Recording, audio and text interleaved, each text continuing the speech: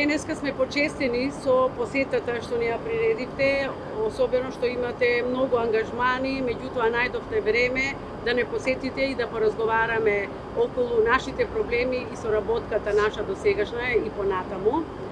Да, 4-та година сме веќе во криза, работиме во тешки услови, меѓутоа, гледајќи од ова перспектива, ние од ова криза многу научивме. Научивме како брзо да реагираме на промените, научивме како да се снајдеме и да обстанеме и научивме како да се судиме со проблемите, односно ние ги нарекуваме предизвици.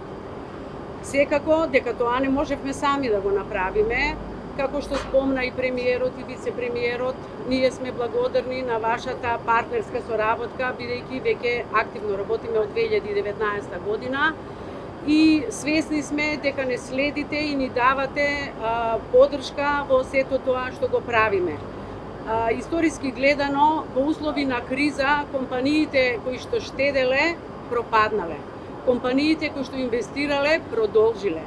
Ние како компанија која што постоиме од 1882 година, тоа ни беше особено голем мотив, бидејќи компанијата порано сигурно се наоѓала во многу тешки ситуации и сето тоа го надминала.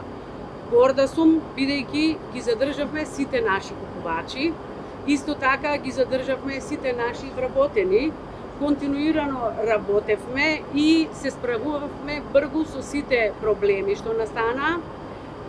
Меѓутоа, од друга страна, сум исто така горда, бидејќи после сите премрежја, некако, значи дека ние сме успеале во тоа, сме се направиле поуспешни од кризата, односно сме направиле нешто што во нормално функционирање не би го правеле.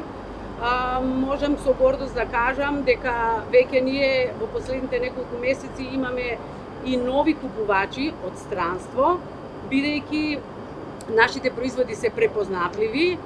Секако цена има кошта, а тоа е профитабилноста на компанијата, бидејќи веќе 4-та година динамиката на растот на трошоците не може да ги следат приходите. Се надевам дека понатаму во соработка со владата ќе продолжиме партнерски да работиме и да нижеме нови успеси. Ви благодарам.